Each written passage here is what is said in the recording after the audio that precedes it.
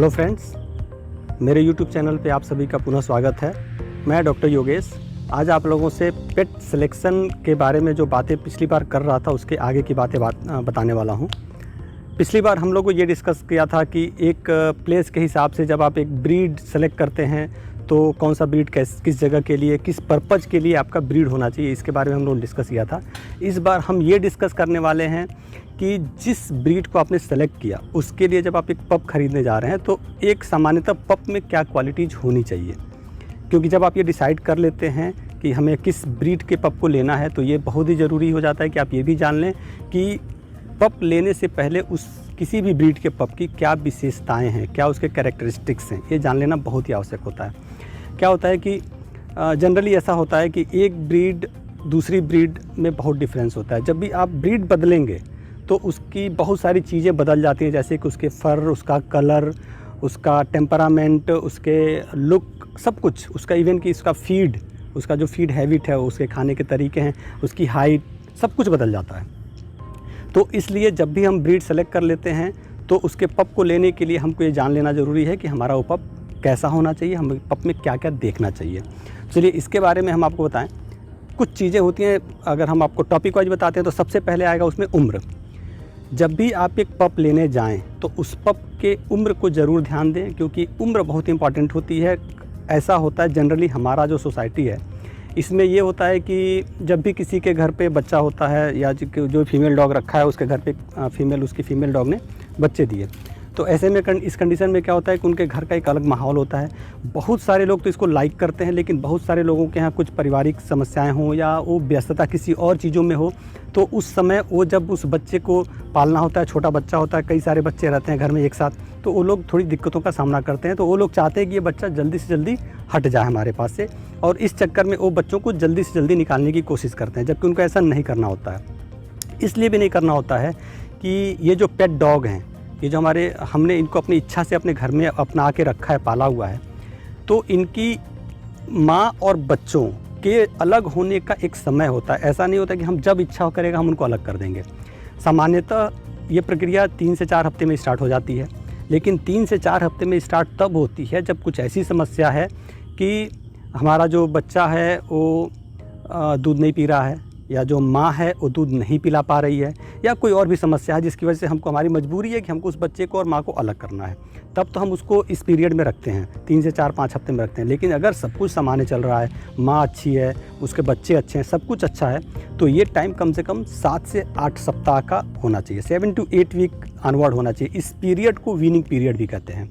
इस weaning period को इसीलिए बनाया गया है कि इसमें बच्चे का इतने दिनों तक माँ के साथ रहना बहुत आवश्यक होता है। जब भी आप एक पप लेने जा रहे हैं तो उस पप को ये ज़रूर जान लें कि वो कितने दिन का है, उसकी एज क्या है।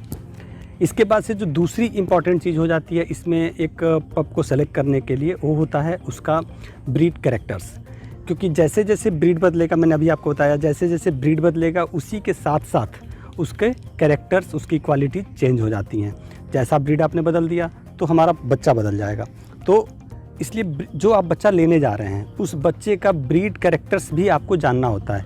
अच्छा, एक और संस्था है हमारे यहाँ KCI, kennel club of India जो है, वो रजिस्ट्रेशन करती है और उसके यहाँ रजिस्टर्ड बच्चे होते हैं। उनको चूँकि ये KCI जो है वो कई सारे जनरेशन टू जनरेशन रजिस्ट्रेशन कराती है और उनका पूरा डाटा अपने पास रखती है। तो अगर आप KCI रजिस्टर्ड पेट डॉग का अगर पप है उसको लेने जा रहे हैं तब तो आपको कोई प्रॉब्लम नहीं होती है, विशेषतः क्योंकि ऑलरेडी उसके सारे रिकॉर्ड्स मेंटेन हैं, तो हमें ये पता है कि उसका ब्रीड कैरेक्टर्स क्या है।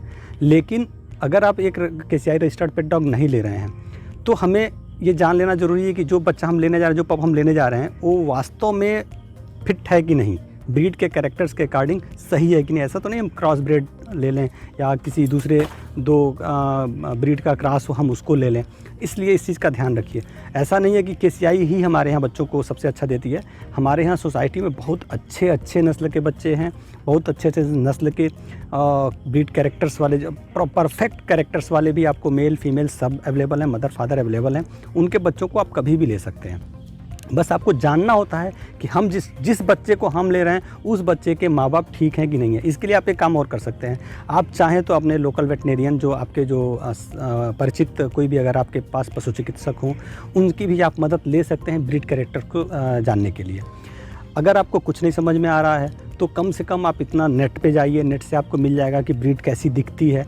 उसके बाद से वो जो बच्चा है, कोशिश करिए कि उस बच्चे के, उस पप के माँ बाप को आप देख लें, मदर फादर को देख लें। मदर फादर को अगर आप नहीं देख पाते हैं किसी वजह से, तो मदर फादर के वीडियो को ही मंगा के एक बार आप ज़रूर देख लीजिए। उससे आपको ये पता चल जाता है कि माँ बाप कैसे हैं। मदर फादर अगर उसके परफेक्ट हैं, अच्छे हैं, उनके ब्रीड कैरेक्टर्स अच्छे हैं, तो डेफिनेटली बच्चा जो होगा, जो पप होगा, वो अच्छा होगा। तो ये आपके लिए एक इम्पॉर्टेंट चीज़ हो जाती है कि आप एज जान लें और उस बच्चे के ब्रीड कैरेक्टर्स को जान लें।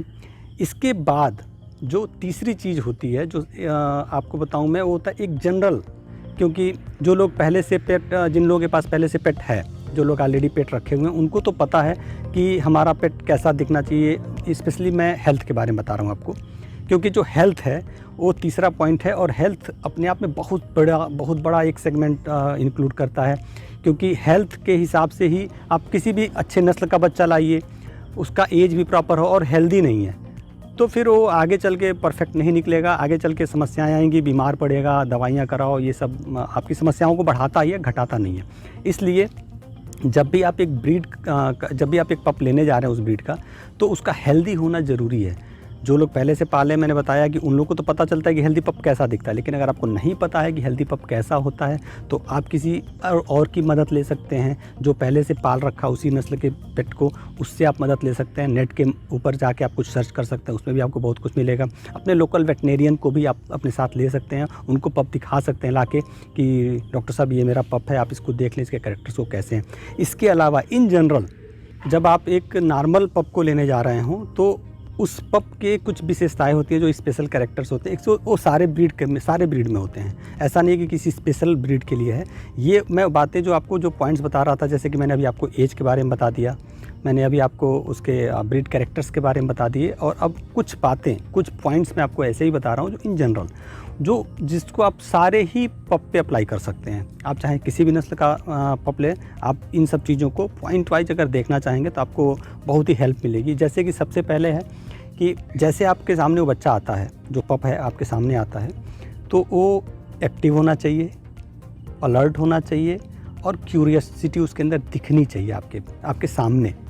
वो बिल्कुल एक्टिव का मतलब कि ऐसे समझिए कि वो आपके सामने उछलता कूदता दिखना चाहिए, वो बच्चा आपके सामने।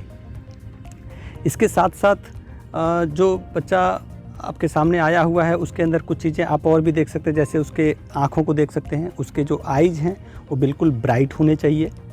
आइज़ के अंदर किसी भी तरीके का स्वेलिंग या कचड़ा या कीचड़, इस टाइप का गंदगी नहीं दिखनी चाहिए। बिल्कुल इन्फ्लामेशन जो है, सूजन, और उसके अंदर जो एक कहते हैं इन्फेक्शन टाइप की चीज़ें नहीं आए, बिल्कुल ब्राइट दिखनी चाहिए। आपको दिखेगा कि हाँ, इसकी आँखें ठीक दिख रही हैं। उसके बाद से आता है नोज़ भी आपका बिल्कुल साफ़ होना चाहिए, उसके अंदर क्लियर होना चाहिए, किसी भी तरीके का डिस्चार्ज नहीं होना चाहिए नोज़ में। और तीसरी जो चीज़ है आप जो देखेंगे, वो आप देखेंगे उसके ईयर के फ्लैप्स होते हैं, ईयर बिल्कुल क्लियर होना चाहिए। अंदर की तरफ कान के देख लीजिए, वो साफ़ दिखना चाहिए। उसके जो बाल हैं कानों के, वो बिल्कुल ठीक होने चाहिए, बाल पूरे होने चाहिए, ऊपर या नीचे किसी भी तरफ, दोनों साइड में किसी भी तरीके का उसके ऊपर धब्बा भी नहीं होना चाहिए। इसके बाद आप उसके मुंह की तरफ ज़रूर देखिए। मुंह में आपको दांत जो होते हैं, जो टीथ होते हैं, जो स्पेशली जो कैनाइंस होती हैं, वो सारी इंटैक्ट होनी चाहिए, सब होनी चाहिए, प्रेजेंट होनी चाहिए। क्या होता है कि कभी कभी ये जो पप हैं वो इधर उधर खेलते कूदते में अपने दांतों को तोड़ लेते हैं, और आप ऐसे ही बच्चा लेके अपने घर आ जाते हैं, तो आपको बाद में पता चलता है कि इसका तो एक दांत टूटा हुआ है। तो आप उसी जगह पे लेने से पहले ही आप उसको एक बार मुंह को चेक कर लें कि सारे दांत उसके इंटैक्ट हैं। और जो गम्स हैं, जो उसके मसूड़े हैं, वो बिल्कुल पिंक कलर के दिखने चाहिए। ये हेल्थ के लिए बहुत इंपॉर्टेंट चीज़ होती है, क्योंकि जितना ही पिंकिश दिखेगा आपको, वो उतना ही हेल्दी डॉग है। डैट मीन कि उसका ब्लड का जो हीमोग्लोबिन लेवल है वो अच्छा है, अंदर से उसको किसी तरीके की दिक्कतें नहीं हैं, ये आपको दिख जाएगा।